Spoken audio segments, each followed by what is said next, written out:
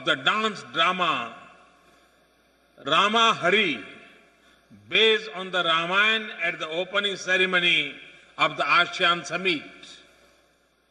It depicts the way historically the people of India and ASEAN have been bound together. These are not only historical bonds. This is a living shared heritage. The Act East policy of my government put this region at the center of our engagement. We have exceptionally good political and people-to-people relations with each and every country in the Asian region. We wish to bring our economic and business relations up to the same level. Friends, the task of transforming India is proceeding on an unprecedented scale. We are working day and night to ensure good governance, which includes easy, effective, and transparent governance. To give you an example,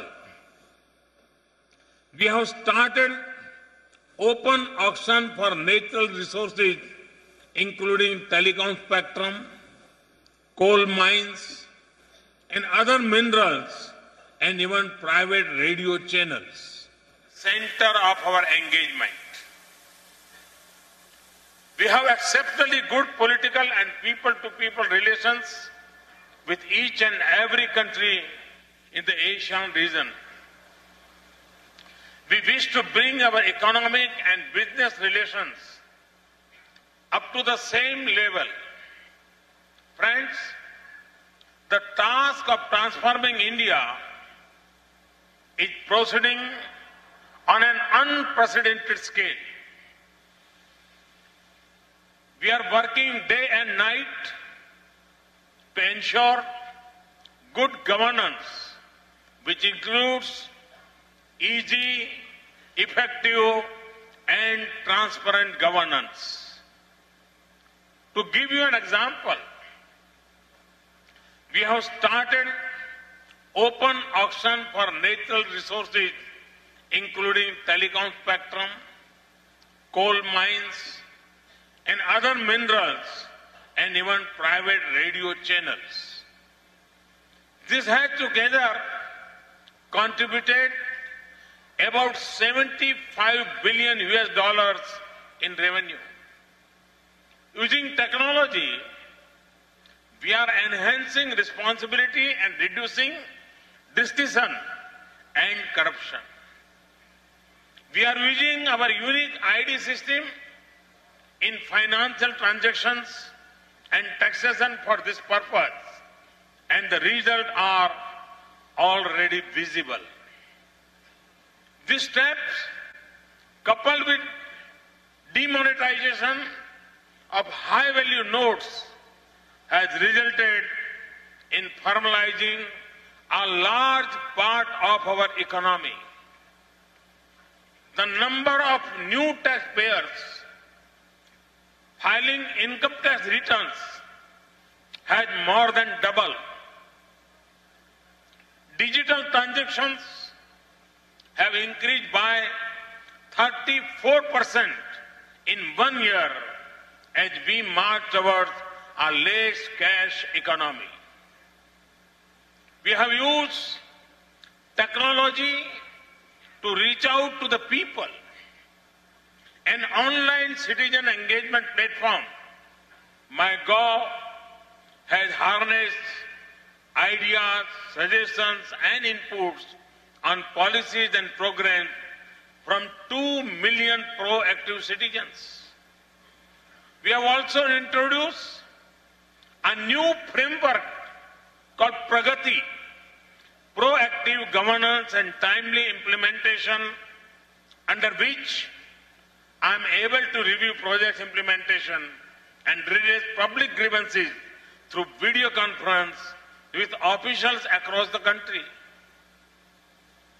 In keeping with our emphasis on minimum government and maximum governance, 1,200 outdated laws have been repealed in 3 years. New laws and institutions for bankruptcy and insolvency, as well as IPR and arbitration, are now in place. 36 white industries have been taken out from the requirement of environmental clearances. Incorporating a company is now just a one-day affair. We have simplified industrial licensing and introduced online application process for environmental and forest clearances. All these have made opening a new business very easy. The results are obvious. India has climbed 30 places in the World Bank Ease of Doing Business Index this year. Of 2016 of World Bank. Friends, most of the sectors of our economy are now open for foreign direct investment. More than 90% FDI sectors are on automatic approval route. India has emerged as a front runner in attracting foreign direct investment. Compared to last 3 years, we have received 67% more FDI in this year.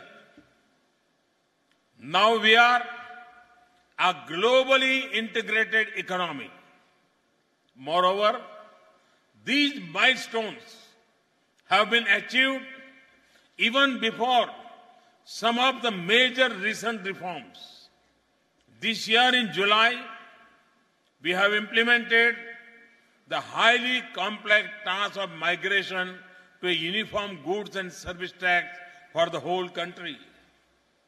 This has done away with a vast range of state level and central level taxes throughout India.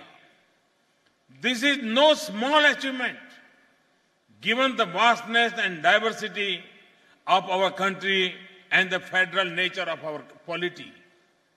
At the same time, we strongly believe that this is not enough. Friends, a very large part of India's population had no access of banking services. This deprived them of the opportunity for saving as well as access to institutional credit. With the Jan Dhan Yojana, within a matter of months, the lives of millions of Indians were transformed. 197 million bank accounts were opened in 1 year. Till August this year, 290 million such accounts have been opened in Indian banks. Nearly 200 million RuPay cards were issued for easy cashless transactions.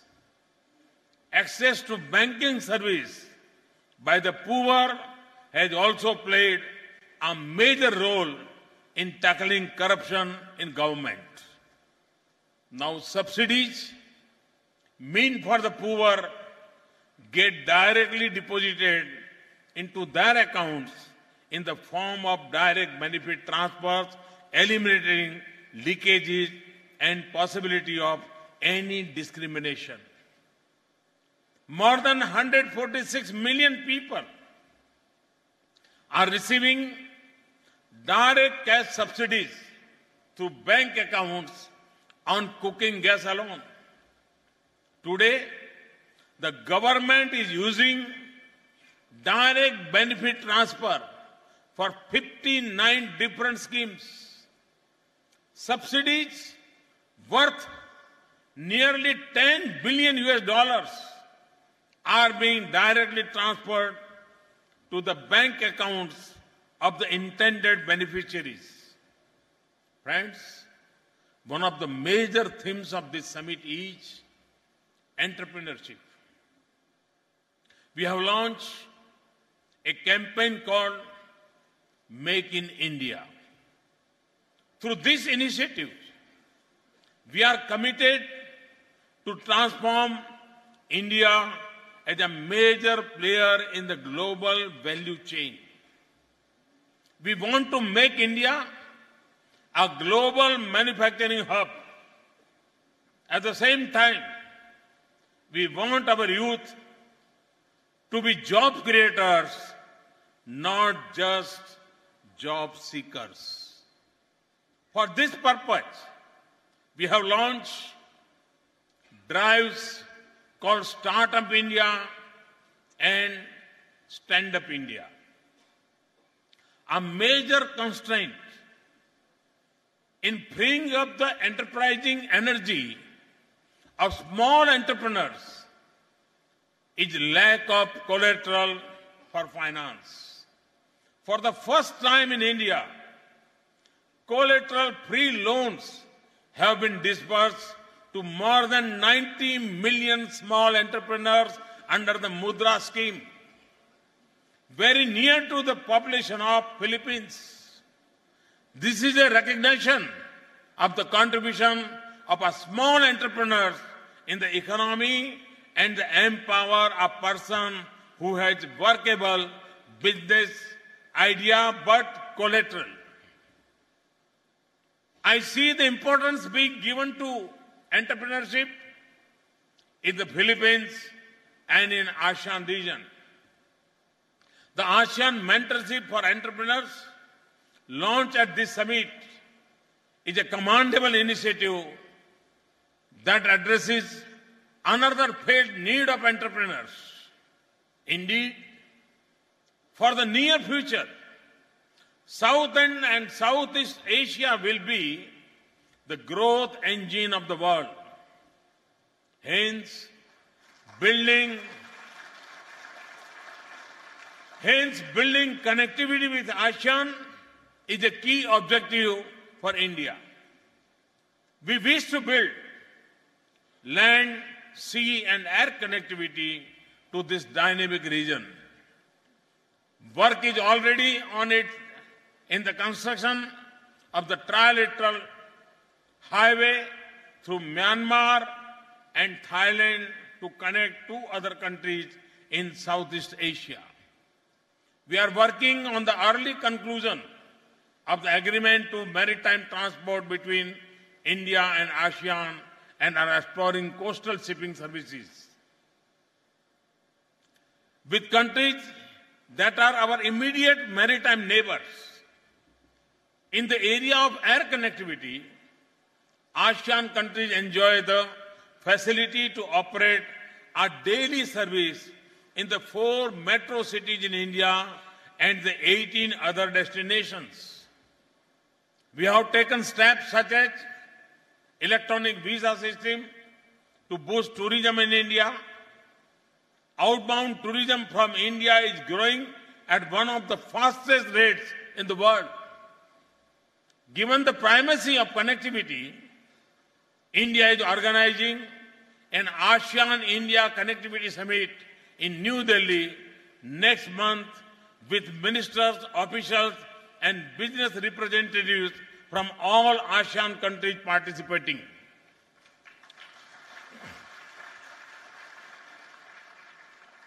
Just as India sees business opportunities in the region, I am sure that the ASEAN business community recognize the potential of business in India. While some of you are already deeply involved in India, others are just discovering the possibilities that remain to be tapped. To coincide with the ASEAN-India commemorative summit of ASEAN leaders in January next year, we are also organizing the ASEAN-India Business and Investment Meet and Expo. I invite you all to attend this summit. It will be the biggest ASEAN-focused business event India has ever organized. India wishes to participate in your growth story, and we invite all of ASEAN to participate in ours. Mabuhay.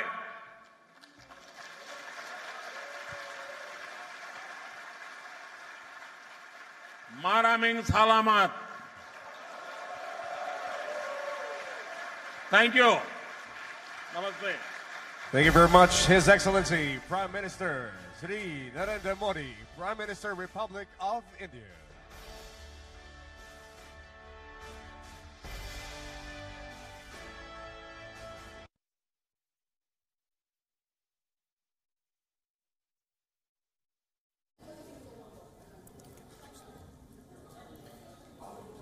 So this was the Indian Prime Minister Narendra Modi addressing a business venue at the 31st ASEAN Summit currently being held in Manila. He talked about all the successes that he underwent during his government. He talked about the GST, the goods and services tax. He said that it is an unprecedented tax reform which brought all the different layers of taxes in India within the control of one single segment, one single scheme. He also praised demonetization, saying that it helped to formalize a large informal economy like the Indian economy. He also claimed that under his government the number of foreign direct investment has increased significantly, and this was perhaps a sort of an invitation to a business platform to invest in India. He also recalled the Make in India campaign and invited all the ASEAN members to keep meeting and to keep working together to solve common issues related to business, but not only. Ambassador Joey Quisha, Ambassador Jose Antonio, Natividad Cheng, Henry Lim Lim Bonleong, Kevin Tan, Congressman Arthur Yang, Dr. William Dar. The Indian Prime Minister Narendra Modi praising the ASEAN Summit, saying it's a very fruitful round of meeting between countries which should develop more and more stable and stronger ties in order to increase the cooperation and the economy. He invited the Asian leaders to invest in India, and he declared that India is now becoming a country which is following the philosophy of minimum government and maximum governance. And we are joined on the broadcast by our correspondent who is currently in Manila, our international correspondent Ramesh Ramachandran. Ramesh, thank you very much for joining us on the broadcast. So a lot of praise when it comes to India, but a lot of invitation, also many invitations to invest in India coming from the Indian Prime Minister Narendra Modi.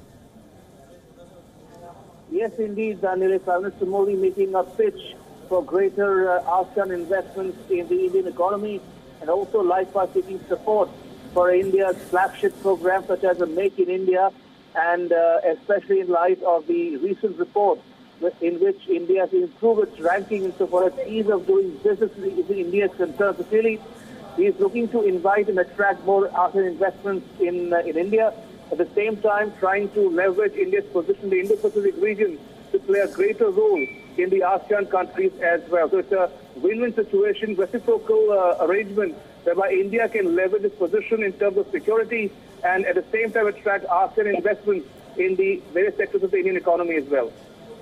And also Ramesh, the Indian Prime Minister said and invited all the Asian countries to invest, and said that India has become now a sort of a good investment hub for all the Asian countries, but he did not mention any specific sector in which he was inviting. Do you think it was a general invitation, or there will be talks about a certain segment of the Indian economy in which the Prime Minister would like Asian members to invest, like nuclear energy maybe, for instance? Primarily, Prime Minister Modi has given a big picture to the ASEAN investors and business persons. The nitty-gritties and details can be expected to be worked out by the respective investors or their companies. But generally speaking, based on his previous speeches to investment summits elsewhere in the world, the foreign direct investments can be expected in the fields of sectors of infrastructure, especially smart cities, which India is investing in heavily over the next several years. So infrastructure and smart cities can be naturally considered to be a viable investment opportunity for ASEAN countries and ASEAN corporates who might be interested in investing their money in India, is also diversifying their investment portfolio away from China and in favor of India. Thank you very much. This was our international correspondent currently in Manila to keep track about what is happening during the ASEAN summit. Thank you very much, Ramesh Ramachandran. We will keep coming back to you. The 31st ASEAN summit kicked off in Manila today as world leaders gathered to discuss various political, security and economic issues. On the sidelines of the summit, the Indian Prime Minister Narendra Modi met the US President Donald Trump. The Indian Prime Minister said that India and American ties are strongest currently than ever. राष्ट्रपति Trump जहां भी गए हैं पिछले दिनों और जहां भी उनको भारत के संबंध में कहने का अवसर मिला है, उन्होंने भारत के संबंध में बहुत ही ऊंचा अभिप्राय व्यक्त किया है, बहुत ही आशास्पद भाव व्यक्त किया है। और मैं भी विश्वास दिलाता हूं कि भारत की विश्व के जो अपेक्षाएं हैं, अमेरिका की जो अपेक्षाएं हैं, भारत उसको खरा उतरने में भरपूर प्रयास करता रहा है और करता रहेगा। मैं फिर एक बार राष्ट्रपति ट्रंप का हृदय से बहुत बहुत आभार व्यक्त करता हूं। Great gentleman doing a fantastic job in bringing around lots of factions in India, bringing it all together. That's what I hear, and that's good news. And it really is. It's a lot of good reports coming out of India, so I want to congratulate you. But it's an honor to be with you. We're rounding the turn for our last couple of stops.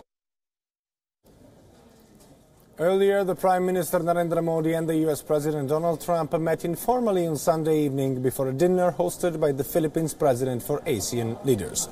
During his engagement, Prime Minister Narendra Modi visited the International Rice Research Institute in the Philippines capital city of Manila. The Indian Prime Minister also visited the Mahavir Philippine Foundation, which was set up by Manila's Indian origin mayor, Dr. Raman Bhagta Singh. Later in the day, Prime Minister Narendra Modi is scheduled to address the ASEAN Business and Investment Summit and is expected to attend a community reception. The summit comes at a time when maritime security is a key concern. There is a growing threat of extremism and terrorism across the world. Nuclear non-proliferation is becoming more and more worrying and important, as is the issue of migration. All these are expected to be discussed at the three-day summit. The thorny issue of China's aggressive military maneuvers in the disputed South China Sea, North Korea's nuclear missile test and the overall security architecture in the region will also come up for discussion during the ASEAN summit. The ASEAN leaders are expected to adopt a number of declarations and statements that will provide impetus for national and regional actions meant to address all these issues. Maybe the South China Sea is better left and to go to war.